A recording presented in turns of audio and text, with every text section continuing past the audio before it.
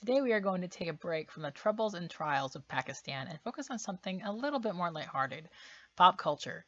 Pop culture in Pakistan, you say? Yes, it does exist.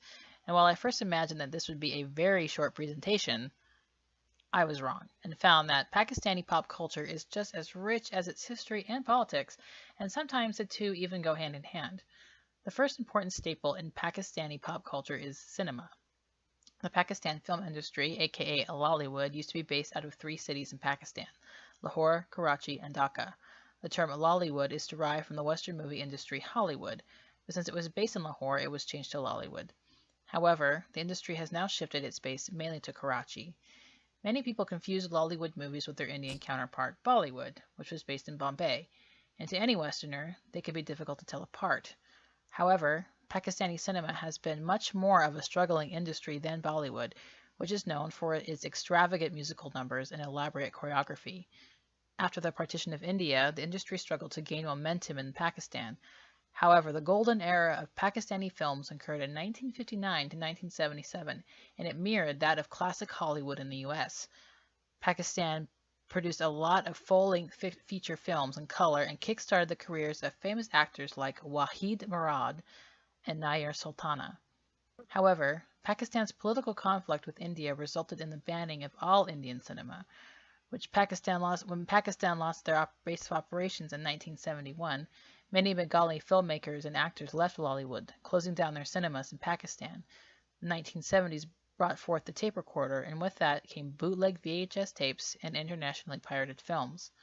With Islamization under General Zia, Pakistan cinema was one of the first victims of media control. Many filmmakers stopped making films, and piracy from all over the world began to replace Pakistani films. To compete with their market, many filmmakers began to make less censored content, such as violent films and softcore pornography. These films found an audience with refugees and dominated the market, and any association to an occupation in films was seen as shameful. Ironically, Bollywood movies began to be viewed more in Pakistan, though illegally, than their own movies, with many becoming fans of the music and actors of India. Pakistani soldiers in Kashmir would chant to enemy soldiers, "Take Kashmir, give us Madhuri," in reference to the Bollywood actress Madhuri Dixit. Bollywood movies were also very family-friendly and relatively clean compared to the Pakistani movies at the time, with many censoring kissing. Bollywood scenes would climax a romantic moment by bringing the two actors close, staring intensely at each other, and then they'd hug. Because of this, Lollywood almost collapsed in the late 1980s to late 2000s, with only 100 movies being produced annually compared to Bollywood's 1,000. However, young filmmakers in the early 2000s began to aspire to filmmaking, and by the early 2010s, Pakistan had shifted its base to Karachi. With box office hits like War and Na Molan Afrad, movies in Pakistan rivaled that of their Bollywood and even Hollywood counterparts. It seems that for the time being, Lollywood is here to stay.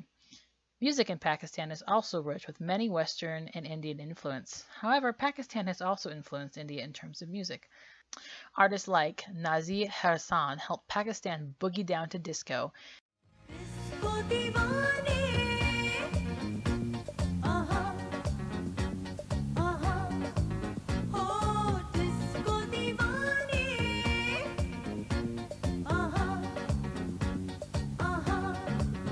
In more modern times, many artists have drawn the influence from the West.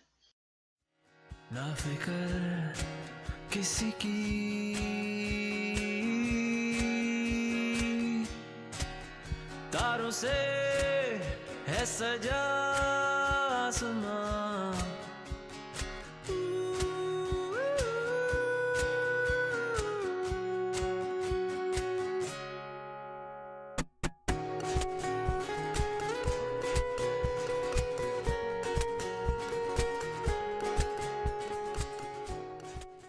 even creating a Pakistani version of American Idol called, you guessed it, Pakistani Idol.